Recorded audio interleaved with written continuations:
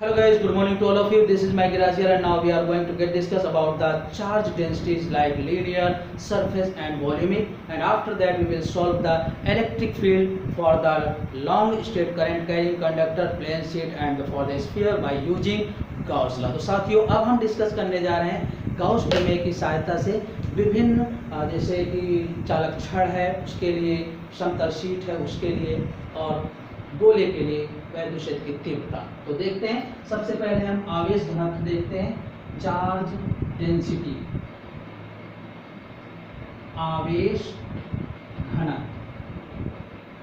ये तीन टाइप के होते हैं।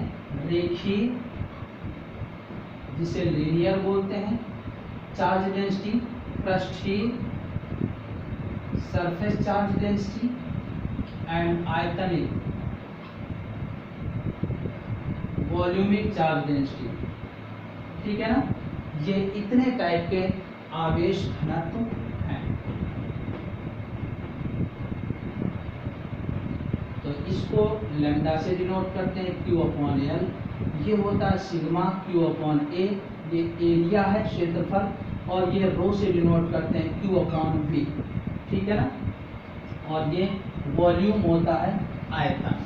ठीक, तो इसी से अगर देखें इसका यूनिट क्या हो जाएगा, कूलाम पर मीटर, इसका हो जाएगा कूलाम पर मीटर स्क्वायर और इसका हो जाएगा कूलाम पर मीटर क्यूब। और इसी से इनकी विमाएँ निकाल सकते हैं।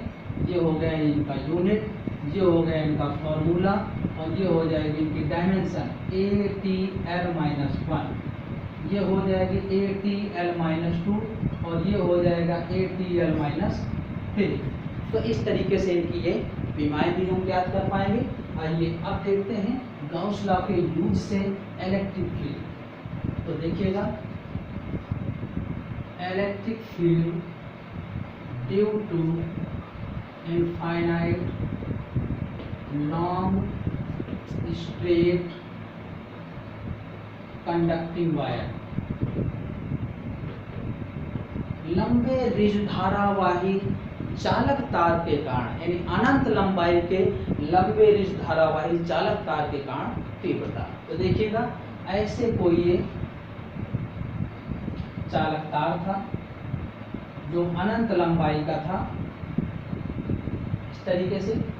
अगर हम इसके चारों ओर किसी भी बिंदु पर मान लेते हैं कि हमने तीन बिंदु मान लिए, R दूरी पर, P first, P second, P third, तो इन बिंदुओं पर अगर हम वैद्युत क्षेत्र देखेंगे तो रेडियल होगी, अरीय वैद्युत क्षेत्र होगा, क्योंकि तार कैसा होगा, ऐसे जैसे ये मार्कर है गोलाकार। ठीक है ना, ऐसा तार होगा। तो इसके कारण आप जानते हैं कि कोई भी सरफेस में फील्ड जो होगी परपेंडिकुलर होती है, पृष्ठ के अभिलंबवत होती है।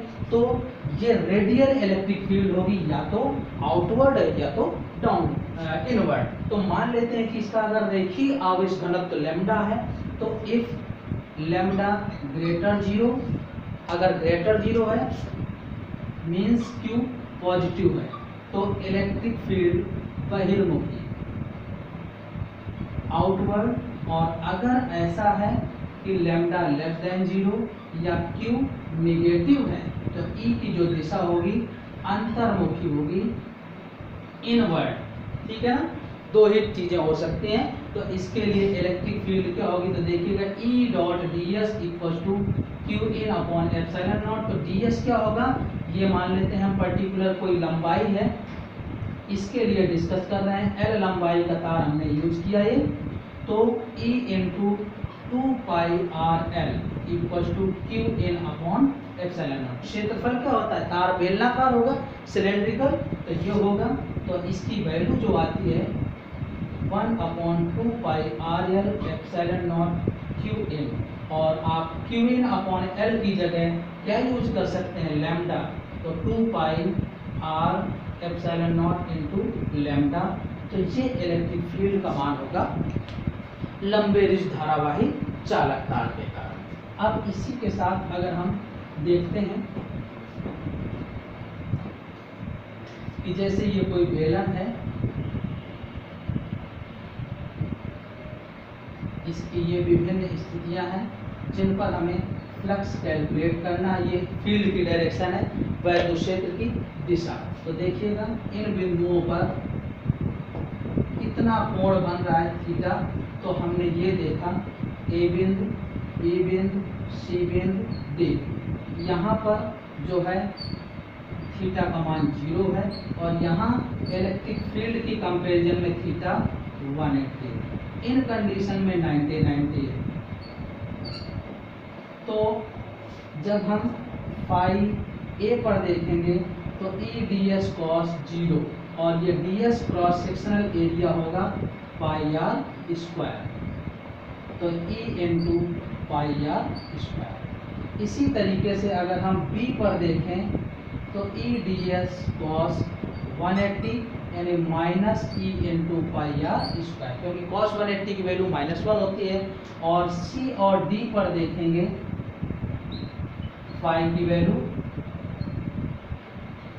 तो ई डी एस कॉस 90 और कॉस 90 होने की वजह से फ्लक्स क्या हो जाएगा 0। तो जब सिलेंडर ऐसे रखा हो तो इसकी हर एक सरफेस पर हम फ्लक्स की वैल्यू कैलकुलेट कर सकते हैं। अब देखते हैं हम इस सिलेंडर को हमने वर्टिकल रख दिया इस तरीके से,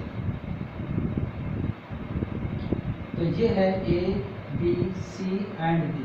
तो इन पॉइंट्स पर अब फ्लक्स की वैल्यू क्या होगी, ये r रेडियस है और ये h हाइट है, ये इलेक्ट्रिक फील्ड की डायरेक्शन है, ठीक है ना। तो एंगल देखिएगा फिर ए बी सी डी पर वैसे ही है। यहाँ इलेक्ट्रिक फील्ड से थीटा 1 0 है, ये 180 है और यहाँ पर 90 है और यहाँ पर 90 है। तो फाई ए जो होगा ई डी एस कॉस 0 और ई इंटू 2 पाई आर एच ये होगा, क्योंकि अब ये वक्र पृष्ठ कर्व सरफेस एरिया आएगा। पहली बार क्रॉस सेक्शनल एरिया यूज हुआ था। ऐसे ही फाई बी होगा ई डी एस कॉस 180 यानी माइनस ई इंटू 2 पाई आर एच। और सी एंड डी पर फाई की वैल्यू जो हो जाएगी ई डी एस कॉस 90 और cos 90 की वजह से फ्लक्स की वैल्यू क्या हो जाएगी 0 हो जाएगी। ये आ जाएगा इलेक्ट्रिक फ्लक्स सिलेंडर के लिए। अब अगर हम स्फीयर के लिए निकालते हैं, स्फीयर पर electric field at surface of sphere, गोले की सतह पर तीव्रता। तो देखिएगा ये गोला है r त्रिज्या का और इसकी सरफेस पर फील्ड निकालनी है। तो E dot D S equal to Q in upon epsilon naught, Gauss law का यूज करें और E into 4 pi R square, area इतना होगा Q in upon epsilon naught. तो ये आ जाएगा Q in upon 4 pi R square epsilon naught. तो इसकी जगह आप सिग्मा यूज कर सकते हैं, तो सिग्मा अपॉन एप्सिलॉन नॉट। तो ये एयर के लिए है, वायु या निर्वात में तीव्रता। ई एयर कह सकते हैं सिग्मा अपॉन एप्सिलॉन नॉट, और ई मीडियम के लिए कोई भी माध्यम है अगर तो सिग्मा अपॉन एप्सिलॉन नॉट के लिख सकते हैं, क्योंकि माध्यम का परावर्तन बदलेगा। ये हो जाएगा।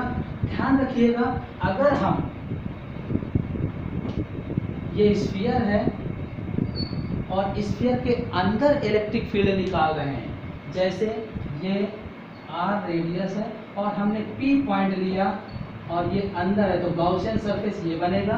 तो E into 4 pi capital R square equal to Q in upon epsilon naught होता है, लेकिन क्यू इन 0 होगा, इस वजह से E की वैल्यू क्या होगी 0। क्यों ऐसा होता है, क्योंकि इस पर अगर जो भी चार्ज दिया गया होगा वो इसकी सरफेस पर इक्वली डिस्ट्रीब्यूट हो गया होगा, यानी गोले की सतह पर समान रूप से वितरण हो गया होगा।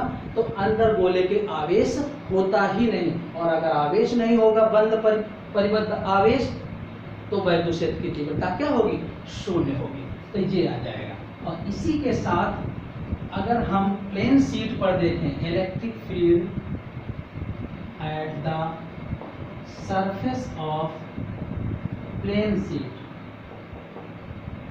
तो समतल चादर या समतल शीट की सतह पर वैद्युत क्षेत्र, तो समतल शीट कुछ इस तरीके की होगी इतना पृष्ठ हमने कट करके इसको अलग किया, तो ये क्षेत्रफल अगर ds इक्वल टू a है तो इतना ही इसके पीछे होगा ds इक्वल टू a। तो इसका क्षेत्रफल ds नेट जो होगा एस a प्लस a कितना आ जाएगा 2a, ठीक है ना, इतना कुल क्षेत्रफल आ जाएगा। और अगर हम देखें कि sigma equal to Q upon area होता है, तो Q equal to sigma into A. अब इन दोनों फॉर्मूले का यूज कर सकते हैं, E dot D S equal to Q in upon epsilon naught. तो ये नेट है, तो E into two A equal to Q in की value sigma A upon epsilon naught. तो ई का मान आ जाएगा सिग्मा अपॉन 2 एप्सिलॉन नॉट। ये है अगर, ये ध्यान रखिएगा, समतल चादर के लिए। और अगर चादर की कुछ मोटाई हो, जैसे इस तरीके से है, ये डी इसकी थिकनेस है, तो जितनी फील्ड यहाँ की होगी उतनी ही फील्ड इसकी बैक सतह की होगी, पिछली सतह की होगी। तो ई नेट जो होगा 2e हो जाएगा, और इसकी वैल्यू हमने ये निकाल दी है, तो ये आ जाएगी सिग्मा अपॉन एप्सिलॉन नॉट। और ये कहाँ पर है, वायु में निकाला है। अगर माध्यम में होती तो सिग्मा अपॉन एप्सिलॉन नॉट के लिख देते। ओके।